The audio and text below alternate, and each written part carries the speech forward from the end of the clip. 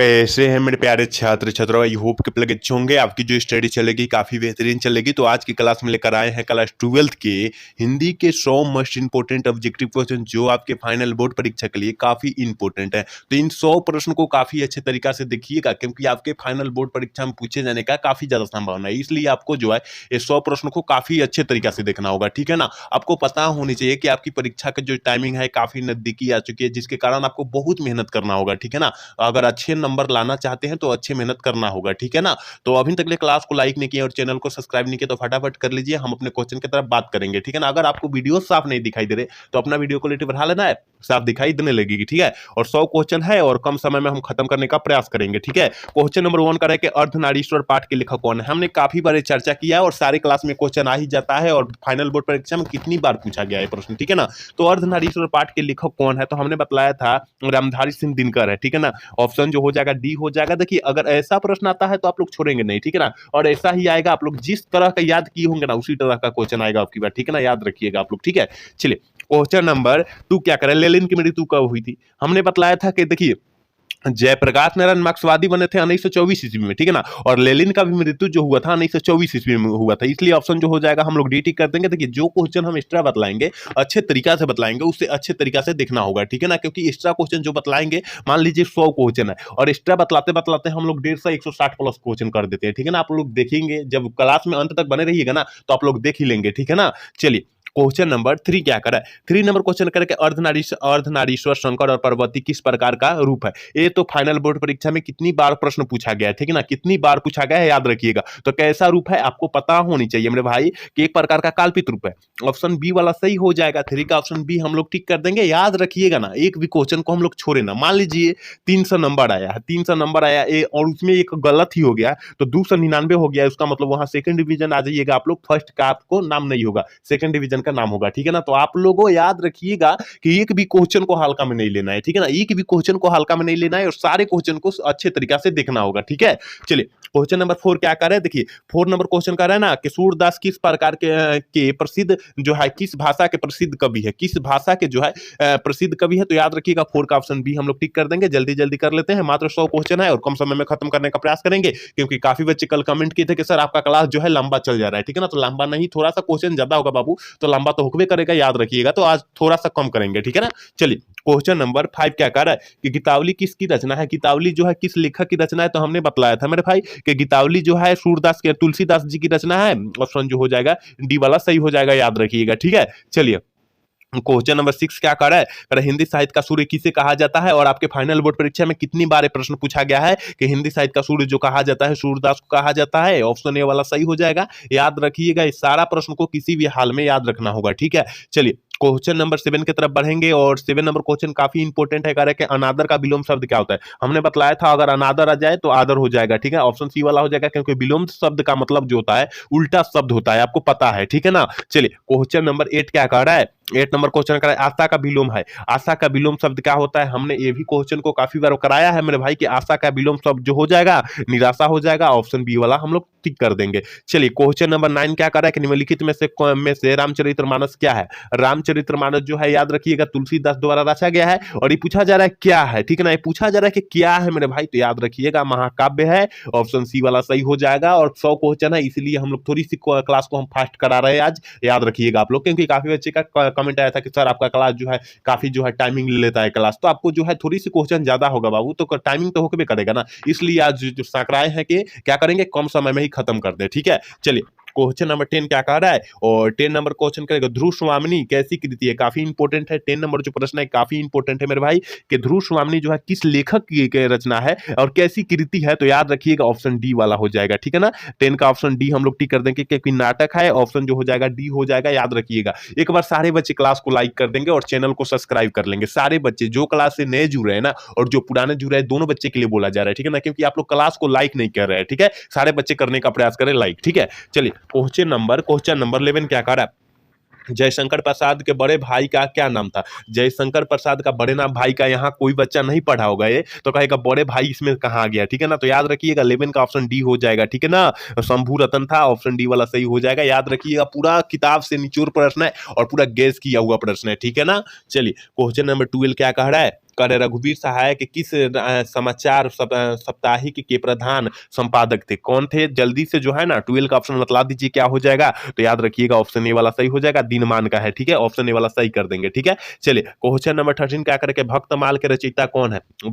भक्तमाल के रचयिता कौन है, जल्दी से जो है ना 13 का ऑप्शन बतला दीजिए क्या हो जाएगा। ऑप्शन ए वाला हो जाएगा, नाभादास जी है, ऑप्शन ए वाला हम लोग टिक कर देंगे। याद रखिएगा आप लोग एक भी क्वेश्चन को नजरअंदाज न कीजिएगा और सारे क्वेश्चन को किसी भी हाल में किसी भी परिस्थिति में देखने का प्रयास कीजिएगा, ठीक है। चलिए क्वेश्चन नंबर 14 क्या करेंगे, अक्ल का पुतला मुहावरे का अर्थ क्या होता है? देखिए अक्ल का पुतला पूछा है, यहाँ अक्ल का अंधा नहीं पूछा है, अक्ल का पुतला पूछा है, याद रखिएगा, ठीक है ना। पुतला पूछा है तो याद रखिएगा बुद्धिमान होना, बहुत बुद्धिमान होना, और अक्ल का अंधा होना क्या होना, मूर्ख हो जाना, याद रखिएगा आप लोग, ठीक है ना। दोनों पर अंतर देख लीजिए कितना कितना सका है, ठीक है। चलिए क्वेश्चन नंबर 15 क्या करें कि शिव का उपासक कहलाता है। हम तो कितना बार क्वेश्चन करा चुके हैं मेरे भाई कि शिव का उपासक जो कहलाता है सेव कहलाता है, और काफी इंपॉर्टेंट है आपके फाइनल बोर्ड परीक्षा के लिए, कितनी बार पूछा भी गया है, ठीक है ना। चलिए क्वेश्चन नंबर 16 क्या करें, मलिक मोहम्मद जायसी जी थे, क्या थे? ये जो प्रश्न है काफी इंपॉर्टेंट है आपके फाइनल बोर्ड परीक्षा के लिए, ठीक है ना, कि मलिक मोहम्मद जायसी जी क्या थे? तो याद रखिएगा 16 का ऑप्शन सी हो जाएगा, फकीर थे एक प्रकार का, ठीक है, फकीर थे, याद रखिएगा। चलिए 17 नंबर क्वेश्चन करेंगे, सूरदास की कौन सी रचना है? सूरदास की कौन सी रचना है? हमने बताया था पुत्र वियोग सुभद्रा कुमारी चौहान का है, कौरबक मलिक मोहम्मद जायसी जी की है, और छप्य जो है नाभादास की, लेकिन पद वन जो है सूरदास की रचना है, ऑप्शन डी वाला सही कर देंगे, ठीक है ना। और देखिए पद वन और पद दू होता है, इस तरह पद वन दिया रहता है और पद दू दिया रहता है, तो पद दू कहेगा तो अब ये नाभादास मारिएगा आप लोग, ठीक है ना, और पदवन कहेगा तो सूरदास मारना है, याद रखिएगा, क्योंकि इसमें भी कंफ्यूजन हो सकता है, ठीक है। चलिए क्वेश्चन नंबर 18 क्या कह रहा है कि कृष्ण कहां बैठकर भोजन कर रहे थे, हमने बतलाया था, कितनी बार बतलाया है मेरे भाई कि कृष्ण जो है ना नंद जी के गोद में बैठकर और वहां भोजन कर रहे थे, ऑप्शन ए वाला सही हो जाएगा, ठीक है। चलिए 19 नंबर क्वेश्चन कर रहे, प्रस्तुत पद में कृष्ण को किसकी सूचना दी गई थी? कृष्ण को किसकी सूचना दी गई थी? याद रखिएगा 2022 में पूछा गया है, ठीक है ना, और 2025 की परीक्षा के लिए काफी इंपॉर्टेंट क्वेश्चन हो सकता है, याद रखिएगा। तो भोर होने की सूचना दी गई थी, ऑप्शन सी वाला सही हो जाएगा, ठीक है। 20 नंबर क्वेश्चन कह रहा है ना, सूरदास की अनुमानित जन्म तिथि क्या है? मतलब अनुमानित, देखिए किसी किसी का आधार कार्ड जो है ना, आधार कार्ड आजकल जो है आधार से ही सब कुछ हो रहा है, ठीक है ना, वो जो है उस पर भी काफी बच्चों का जो है अनुमानित डेट है, ठीक है ना, पूरा रियल डेट नहीं है, अनुमानित डेट है, वही पूछा जा रहा है, अनुमानित कितना लगाया गया था? तो याद रखिएगा 20 का ऑप्शन जो हो जाएगा ना, ऑप्शन जो हो जाएगा बी हो जाएगा, ठीक है ना, बी हो जाएगा, याद रखना है, 1478 में, ठीक है ना। और यहाँ पर मृत्यु के जब कह देगा तो मृत्यु तो याद रखिएगा, मृत्यु वो तो अनुमानित है ना, वो तो अनुमानित है, ठीक है ना, याद रखिएगा 1583 ईस्वी में हुई थी, ऑप्शन जो हो जाएगा क्या हो जाएगा, जो दिया रहेगा वो हो जाएगा, याद रखिएगा, ठीक है। 21 नंबर क्वेश्चन की तरफ बढ़ेंगे, कह रहा है ना, कह रहे कि रामचरितमानस किसकी रचना है? हमने पहले ही क्वेश्चन को चर्चा की और बतलाया, ठीक है ना, कम से कम 3 से 4 नंबर क्वेश्चन जाकर देखिएगा तो मिल जाएगा उसमें, क्योंकि हमने बताया कि रामचरित जो मानस है क्या तुलसीदास की रचना है, ऑप्शन जो हो जाएगा बी वाला हो जाएगा, याद रखिएगा 21 का ऑप्शन जो हो जाएगा बी हो जाएगा, ठीक है। 22 नंबर क्वेश्चन क्या करा है मेरे भाई, तुलसीदास को किस बीज की भूख थी? किस बीज की भूख थी? देखिए कितना इंपॉर्टेंट प्रश्न है कि किस चीज का भूख थी, कहने का मतलब है किस चीज का भूख थी, तो याद रखिए भक्ति का थी, ऑप्शन जो हो जाएगा बी वाला टिक हो जाएगा, ठीक है। चलिए 23 नंबर क्वेश्चन कराए कि आत्मा राम दुबे तुलसीदास के कौन थे? काफी इंपॉर्टेंट है कि आत्मा राम दुबे पूछा जा रहा है, ठीक है ना, तो याद रखिएगा 23 का ऑप्शन सी हो जाएगा, क्योंकि पिताजी थे, ऑप्शन सी वाला टिक कर देंगे। याद रखना है आपको जो है एक भी क्वेश्चन को नजरअंदाज नहीं करना है और सारे प्रश्नों को किसी भी हाल में किसी परिस्थिति में पढ़ जाना है, रट जाना है। आपको पता होनी चाहिए कि पढ़ने से जो है जितना आप लोग त्याग दीजिएगा उतना ही आपका जो है नंबर बेहतर से बेहतर आएगा, ठीक है ना, सब कुछ का त्यागना होगा आपको, ठीक है। चलिए क्वेश्चन नंबर 24 क्या कह रहा है, रत्नावली के पिता का क्या नाम था? रत्नावली के पिता का नाम जो था वो क्या था? 24 का ऑप्शन क्या हो जाएगा, जल्दी से बतला दीजिए क्या हो जाएगा, तो ऑप्शन बी हो जाएगा, ठीक है ना, ऑप्शन बी वाला टिक कर देंगे। चलिए 25 नंबर क्वेश्चन क्या कर रहा है कि किसकी कविता को सुनकर कवि नाभादास सिर झुका लेते थे? काफी इंपोर्टेंट है भी प्रश्न है आपके फाइनल बोर्ड परीक्षा के लिए, पूरा गेस किया हुआ प्रश्न है, ठीक है ना, 2025 के परीक्षा के लिए पूरा गेस किया हुआ है सारा प्रश्न है, तो आपको जो है गेस प्रश्न को अच्छे तरीका से देखना होगा, ठीक है ना। तो सूरदास के क्या करते थे, भाषण सुनकर कविता सुनकर सिर झुका लेते थे, ऑप्शन जो हो जाएगा ये हो जाएगा, ठीक है। चलिए क्वेश्चन नंबर 26 का है नाभादास किसके समकालीन थे? ये भी काफी इंपॉर्टेंट है और हमने काफी बारे क्वेश्चन को बतलाया भी है, ठीक है ना, कि नाभादास किसके समकालीन थे, तो याद रखिएगा तुलसीदास के, ठीक है, ऑप्शन बी वाला सही हो जाएगा। चलिए क्वेश्चन नंबर 27 क्या कह रहा है, कह रहा है छप्य कितनी पंक्तियों का छंद होता है? छप्य जो होता है कितनी पंक्तियों का छंद होता है, जल्दी से जो है ना 27 का ऑप्शन बतला दीजिए क्या हो जाएगा, तो ऑप्शन सी हो जाएगा 6 छंदों का, ठीक है, याद रखिएगा आप लोग, ठीक है। 28 नंबर क्वेश्चन की तरफ बढ़ते हैं, क्या कह रहा है, कह रहा है ना कि बीमल में कौन सा उपसर्ग है, जा बीमल में जो होता है कौन सा उपसर्ग होता है, हमने बतलाया था जो पहले जुड़ेगा वो उपसर्ग हो जाएगा, जो अंत में जुड़ेगा वो प्रत्यय हो जाएगा, यानी बी हो जाएगा प्रत्यय, ऑप्शन ए वाला सही हो जाएगा, उपसर्ग हो जाएगा बी। ठीक है, चलिए क्वेश्चन नंबर 29 क्या कह रहा है कि राष्ट्र शब्द का विशेषण क्या होता है, हमने बतलाया था एक भारत का भी बतलाया था, तो भारत का भारतीय हो जाएगा, राष्ट्र का राष्ट्रीय हो जाएगा, याद रखिएगा प्रदेश का प्रदेशीय हो जाएगा, प्रदेशिक हो जाएगा, ऑप्शन इसका ऑप्शन जो हो जाएगा क्या राष्ट्र का पूछा है, ऑप्शन ए वाला सही हो जाएगा, याद रखिएगा सारा का याद रखिएगा आप लोग। ठीक है, चलिए क्वेश्चन नंबर 30 क्या कह रहा है, नाभा दास का जन्म कब हुआ था, ये पूछा जा रहा है कि नाभा दास जी का जन्म कब हुआ था, तो अनुमानित में मतलब अनुमानित किया गया है 1570 ईस्वी में हुआ था। ठीक है ना, उस पर पता नहीं था लेकिन अनुमानित लगाया गया है। ठीक है, ऑप्शन जो हो जाएगा ये हो जाएगा, याद रखिएगा इस सारा प्रश्न को अच्छे तरीके से मेरे भाई। कह रहा है ना 31 नंबर क्वेश्चन कर रहा है कि कविता के प्रथम पद में कौन सा रस है, कविता के प्रथम पद में पूछा जा रहा है। ठीक है ना, तो 31 का ऑप्शन जो हो जाएगा ये हो जाएगा वीर रस है। ठीक है, ऑप्शन ए वाला सही हो जाएगा। 32 नंबर क्वेश्चन कह रहा है ना छत्रसाल की तलवार ने कौन सा रूप धारण कर रखा है, कौन सा रूप धारण कर रखा है, तो हमने काफी बार बतलाया कि रौद्र रूप धारण कर रखा है, ऑप्शन ए वाला सही हो जाएगा। ठीक है, एक बार सारे बच्चे क्लास को लाइक कर लेंगे, क्योंकि क्लास को लाइक नहीं करे, देखिए क्लास को लाइक करने से क्या होता है हम लोगों को मोटिवेट मिलता है। ठीक है ना, और एक लाइक से और एक सब्सक्राइब से हम बहुत ज्यादा मोटिवेट होते हैं, इसलिए आपको करना होगा। और ठीक है ना, क्योंकि आपके लिए हम इतना मेहनत कर रहे हैं और हमारे लिए छोटा सा प्रयास नहीं कर रहे। ठीक है, सारे बच्चे एक बार कर लीजिए वो प्रयास। ठीक है, चलिए 33 नंबर क्वेश्चन क्या कर रहा है, निम्न में से कौन सी रचना आज प्रसाद जी की नहीं है, पूछा जा रहा है प्रसाद जी, वो प्रसाद नहीं जो मंदिर में मिलता है वो नहीं, ये जयशंकर प्रसाद का बात किया जा रहा है यहाँ पर। ठीक है ना, तो कौन सा नहीं है, तो याद रखिएगा साकेत जो है ना ये नहीं है। 33 का ऑप्शन जो हो जाएगा डी हो जाएगा, याद रखना है। ठीक है, 34 नंबर क्वेश्चन क्या करे कि प्रसाद रचित महाकाव्य का नाम, मतलब प्रसाद जी जयशंकर प्रसाद द्वारा जो महाकाव्य रचा गया है वो कौन सा है। ठीक है ना, तो कम्यानी जो है ना, कम्यानी जो है जयशंकर प्रसाद द्वारा रचा गया है, ऑप्शन जो हो जाएगा बी हो जाएगा 34 का। ठीक है,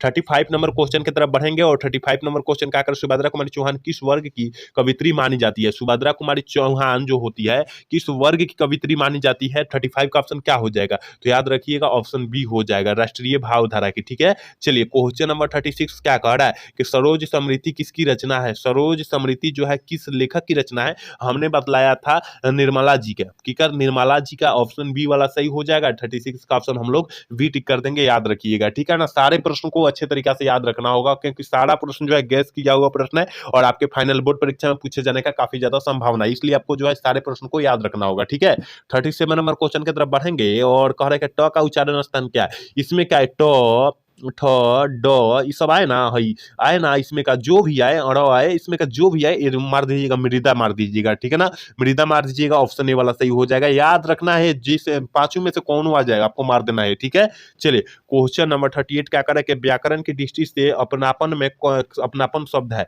कौन सा शब्द है अपनापन, देखिए व्याकरण के दृष्टि से बोला जा रहा है। ठीक ना, व्याकरण के, तो अपनापन में क्या, जब अपनापन कोई होगा, अपना कोई होगा, उसमें भाव का बोध होगा। ठीक है ना, भाव का बोध होगा, इसका मतलब हो जाएगा ऑप्शन ए वाला डी वाला सही हो जाएगा। ठीक है ना, क्योंकि अपनापन में जो होता है भाव का बोध हो जाता है, लगाव का बोध हो जाता है, इसलिए ऑप्शन जो हो जाएगा डी हो जाएगा, याद रखिएगा। देख लीजिए क्वेश्चन को किस तरह घुमाया है, पूछ देता है इस तरह ना कि अपनापन में कौन सा संज्ञा है, इस तरह भी पूछ सकता है, लेकिन यहाँ व्याकरण की दृष्टि से लगा दिया है कि बच्चा जो है यहाँ कंफ्यूजन हो जाए, तो आपको कंफ्यूजन नहीं होना है। ठीक है, चलिए क्वेश्चन नंबर 39 क्या कह रहा है कि शमशेर बहादुर सिंह को साहित्य अकादमी पुरस्कार कब मिला था, शमशेर बहादुर सिंह को बोला जा रहा है। ठीक है ना, तो कौन का क्या कह रहा था कि साहित्य अकादमी पुरस्कार कह रहा है। ठीक है ना, साहित्य अकादमी पुरस्कार कह रहा है, तो याद रखिएगा 1977 ईस्वी मिला था, ऑप्शन ए वाला सही हो जाएगा। चलिए 40 नंबर क्वेश्चन करके पुस्तक का विलोम शब्द क्या होता है, हमने बताया था कि विलोम शब्द का मतलब जो होता है उल्टा शब्द होता है, याद रखिएगा पोषक हो जाएगा, शोषक का पोषक हो जाएगा, ऑप्शन बी वाला सही हो जाएगा। 41 नंबर क्वेश्चन की तरफ बढ़ेंगे, कह रहा है कि मुक्ति बोध तार सप्तक के डेट्स कभी माने जाते हैं, काफी इंपॉर्टेंट है 2025 के लिए। ठीक है,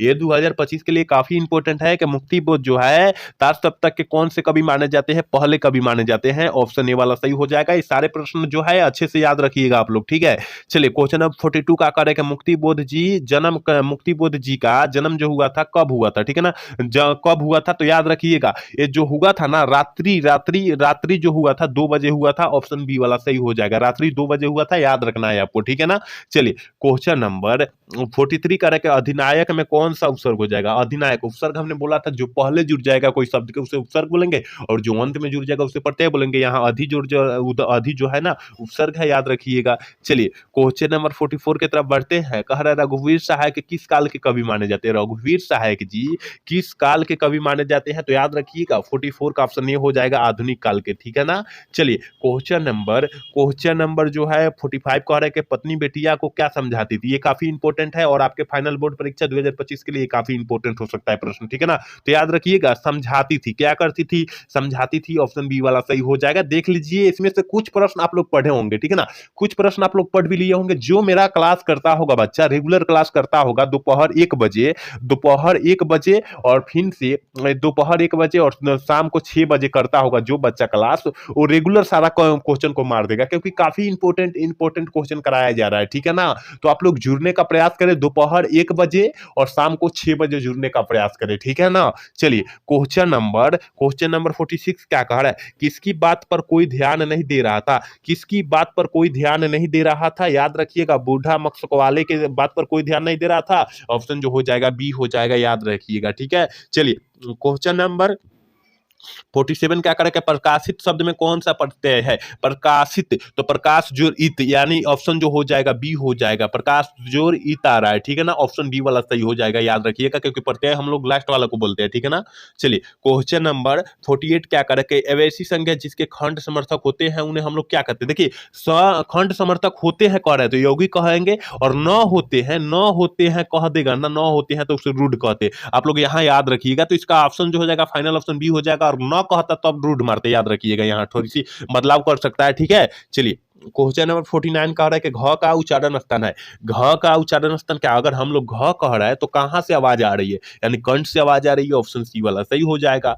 चलिए, 50 नंबर क्वेश्चन कर रहे हैं, 100 का आधा क्वेश्चन हो गया, कह रहे हैं कि एक से गिलास पानी लाओ, कि इस वाक्य है, मतलब देखिए किसी से कहा जा रहा है कि मेरा भाई एक गिलास पानी लाओ, ठीक है ना, एक गिलास पानी लाओ, इसका मतलब किसी से आज्ञा दिया जा रहा है, वहां पर किसी का ऑर्डर दिया जा रहा है, इसका मतलब जो हो जाएगा ऑप्शन सी हो जाएगा, ठीक है ना। ऑप्शन जो हो जाएगा सी हो जाएगा, क्योंकि आज्ञावाचक वो वाक्य हो जाएगा, ठीक है। चलिए, क्वेश्चन नंबर 51 क्या करेगा, पुस्तक शब्द है। देखिए, पुस्तक कई प्रकार का होता है, ठीक है ना, पुस्तक जो होता है कई प्रकार का होता है, इसलिए आप लोग जातिवाचक मारेंगे, व्यक्तिवाचक नहीं मार देंगे कि पुस्तक जो है नाम है और नाम के लिए व्यक्तिवाचक मार देंगे, नहीं, गलत हो जाएगा, ठीक है ना। पुस्तक जो होता है कई प्रकार का होता है, इसलिए आपको जो है जातिवाचक मारना है, ठीक है ना। चलिए, क्वेश्चन नंबर 52 क्या कह रहा है कि निम्नलिखित शब्दों में समूहवाचक संज्ञा है। ये तो काफी इंपॉर्टेंट है कि निम्नलिखित शब्दों में से समूहवाचक संज्ञा का उदाहरण कौन है। तो देखिए, साभा जो होता है ना, साभा जो होता है, साभा कहाँ लगता है, जो काफी सारा आदमी होगा वहां साभा लगेगा, ठीक है ना, वहां समूह लगेगा, याद रखिएगा, वो समूहवाचक संज्ञा का उदाहरण है, ऑप्शन ए वाला सही हो जाएगा। और ये सब जो होता है ना, भाववाचक संज्ञा का उदाहरण है, याद रखिएगा, ठीक है ना। मनावता, आदमी और चावल,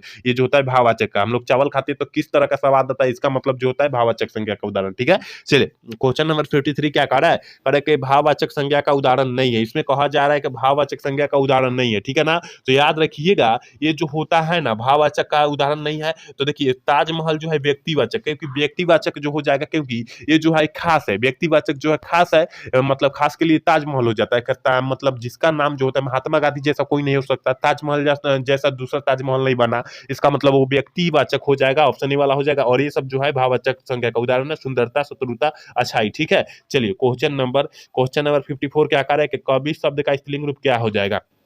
हमने बोला था मेरे भाई कि कवि का कवित्री हो जाएगा, स्त्रीलिंग रूप ऑप्शन सी वाला सही हो जाएगा। एक होता है नमक का स्त्रीलिंग रूप, नमकीन हो जाएगा, याद रखना है, ठीक है। चलिए, क्वेश्चन नंबर 55 क्या करेगा, हिंदी भाषा में वचन कितने प्रकार के होते हैं। देखिए, एक वचन, बहुवचन, ऑप्शन जो हो जाएगा दो हो जाएगा, ठीक है, ऑप्शन बी वाला सही हो जाएगा, मतलब दो को होता है। और कहेगा संस्कृत में कहेगा एक वचन, बहुवचन, और एक होता है एक और होता है तीन गो होता है, ठीक है ना, संस्कृत में तीन गो होता है, याद रखिएगा, ठीक है। संस्कृत कहेगा तो तीन मारिएगा, ठीक है ना। चलिए, क्वेश्चन नंबर 56 क्या कह रहा है कि बातचीत पाठ किस विधा की रचना है। बातचीत पाठ जो है किस विधा की रचना है, तो याद रखिएगा बातचीत कहा जा रहा है। देखिए, इतना कितना घुमा दिया है क्वेश्चन, तो याद रखिएगा कैसा है विधा, तो याद रखिएगा निबंध है, कौन सा निबंध है, ललित निबंध है, ऐसा याद रखिएगा आप लोग पूरा, ठीक है। ऑप्शन डी वाला सही हो जाएगा, याद रखना है मेरे भाई, सारे क्वेश्चन को याद रखना है आपको, ठीक है। चलिए, क्वेश्चन नंबर 57 क्या कह रहा है कि उसने कहा था कहानी कब प्रकाशित हुई थी। तो हमने काफी बार क्वेश्चन बतलाया है, 1915 ईस्वी में प्रकाशित हुई थी, ऑप्शन बी वाला सी हो जाएगा, ठीक है ना, ऑप्शन बी वाला हो जाएगा, ठीक है।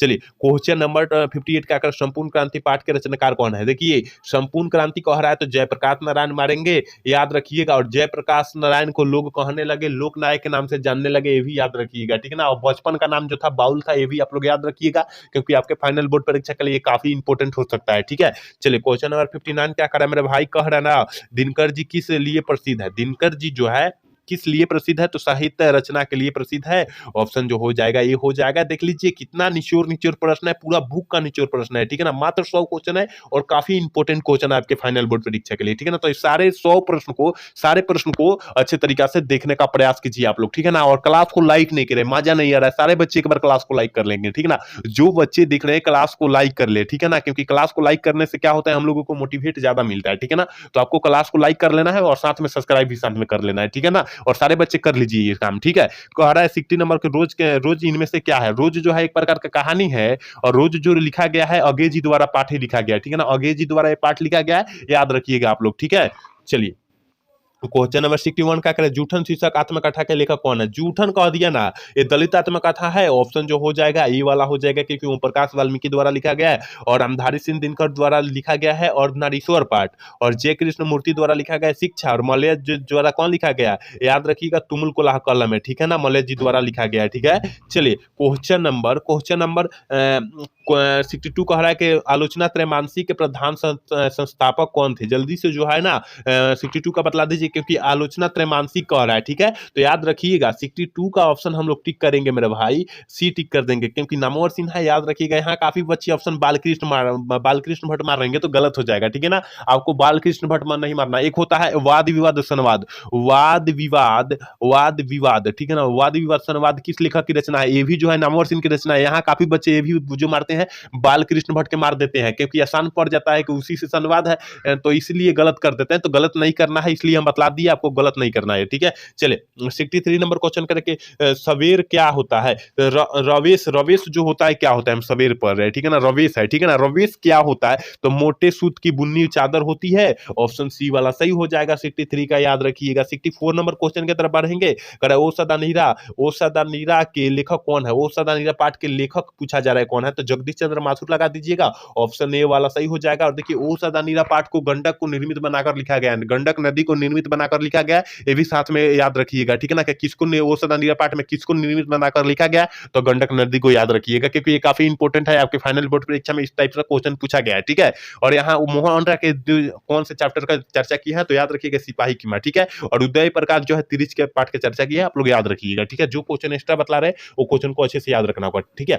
65 नंबर क्वेश्चन कह रहे हैं ना, नामवर सिंह को किस रचना पर साहित्य अकादमी पुरस्कार प्राप्त हुआ था? किस रचना पर? तो देखिए कविता के नए प्रतिमा पर, ठीक है ना, कविता के नए प्रतिमान पर। ऑप्शन जो हो जाएगा ये हो जाएगा, याद रखिएगा, ठीक है ना। चलिए क्वेश्चन नंबर 66 का अब और नहीं कैसी रचना है? अब और नहीं कैसी रचना है? तो याद रखिएगा ये जो है उपन्यास है, ठीक है ना। ऑप्शन जो हो जाएगा सी हो जाएगा। 66 का ऑप्शन हम लोग सी टिक कर देंगे, सॉरी बी टिक ना करेंगे, बी हो जाएगा। उपन्यास कहां से? अब और नहीं, ये नामवर सिंह की है, तो नामवर सिंह की क्या है? कविता है, याद रखिएगा। चलिए 67 नंबर क्वेश्चन क्या करे? तिरिच क्या होता है? तिरिच जो क्या होता है ये काफी इंपॉर्टेंट है, और 2024 वाला प्रश्न में पूछा गया था फाइनल बोर्ड परीक्षा में, ठीक है ना। आप लोग याद रखिएगा कि तिरिच क्या होता है।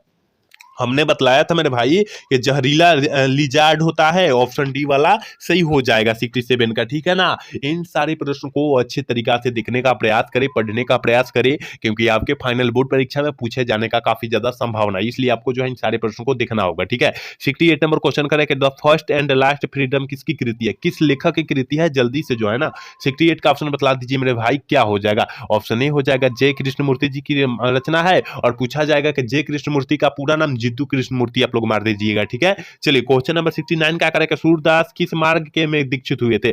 सूरदास जी किस मार्ग में दीक्षित हुए थे? हमने काफी बार एक क्वेश्चन को चर्चा किया है कि पुष्टि मार्ग मार दीजिएगा, ऑप्शन सी वाला सही करके अल्लाह से निकल जाइएगा। चलिए अगले क्वेश्चन क्या कह रहा है? करें निम्नलिखित में से कौन सा कवि अष्ट छाप का नहीं है? अष्ट छाप का कौन सा कवि जो है अष्ट छाप का नहीं है? 70 का ऑप्शन बतला दीजिए मेरे भाई, क्या हो जाएगा? ऑप्शन डी हो जाएगा, क्योंकि जायसी जी जो है नहीं है, ऑप्शन डी वाला सही हो जाएगा। ये पूरा किताब से निचोड़ प्रश्न है, बार बार बोल रहे हैं ना, पूरा किताब से निचोड़ प्रश्न उठाया गया है, ठीक है। कह रहा है कि तमचूर का अर्थ क्या होता है? ये जो प्रश्न है 2023 में स्पष्ट रूप से पूछा गया है। तमचूर का जो अर्थ होता है मुर्गा होता है, और कल के क्लास हम लोग कराए होंगे 6 बजे वाला में, उसमें भी ये प्रश्न आया था, ठीक है ना।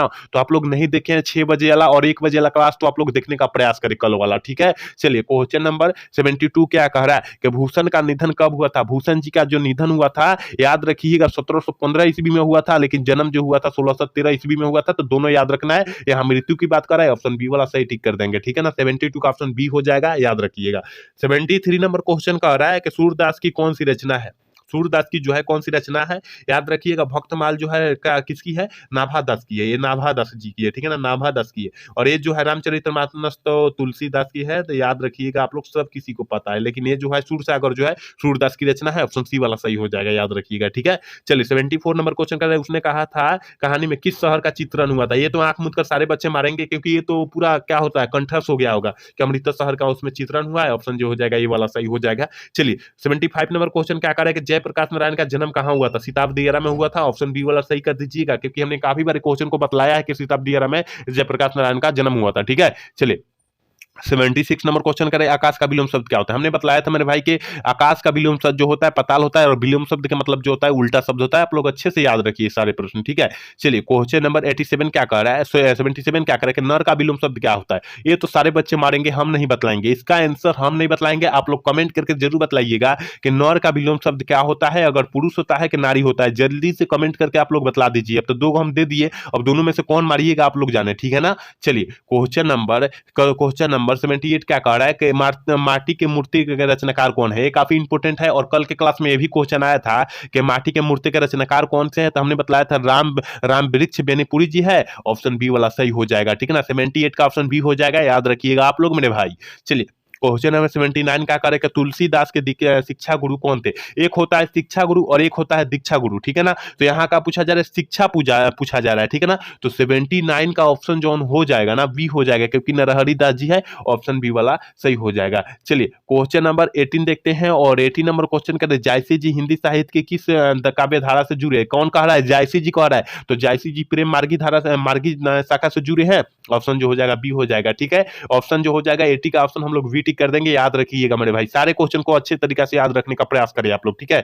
चलिए क्वेश्चन नंबर 81 करेगा बाल कृष्ण भट्ट ने मोटा मोटी कुल कितने निबंध लिखे थे। ये तो काफी इंपॉर्टेंट है, और 2023 में पूछा गया है, और 2025 के लिए हम पूरा गैस किए हैं, प्रश्न क्या आएगा ही आएगा, ठीक है ना। तो मोटा मोटी 1000 लगभग लिखती हैं, ऑप्शन जो हो जाएगा ये वाला सही हो जाएगा, ठीक है। 82 नंबर क्वेश्चन की तरफ बढ़ेंगे, करे के सौदा शास्त्र का अभाव किसकी रचना है। सदाव का अभाव जो है, सदाव का अभाव जो है किस लेखक की रचना है। देखिए तो याद रखिएगा 82 का ऑप्शन जो हो जाएगा ना, 82 का ऑप्शन जो हो जाएगा डी हो जाएगा, क्योंकि बाल कृष्ण भट्ट जी की रचना है, ऑप्शन डी वाला हम लोग टिक कर देंगे। चलिए 83 नंबर क्वेश्चन की तरफ बढ़ते हैं, करे जो बहुत बोलता है उसके लिए एक शब्द। देखिए जो बहुत बोलता है उसके लिए एक शब्द, मतलब बहुत नहीं होता है गचर गचर बचर बचर बोलेगा, वो कुछ बुझाएगा नहीं, लेकिन उस इतना बोलेगा ना फिर बात का, उसे हम लोग वचाल कहते हैं, ऑप्शन ए वाला सही हो जाएगा, ठीक है। 84 नंबर क्वेश्चन कह रहा है जो स्त्री अभिनय करती है उसके लिए एक शब्द। अनेक शब्द से लिए एक शब्द पढ़े होंगे, तो याद रखिएगा जो स्त्री अभिनय करती है अभिनेत्री हो जाएगी,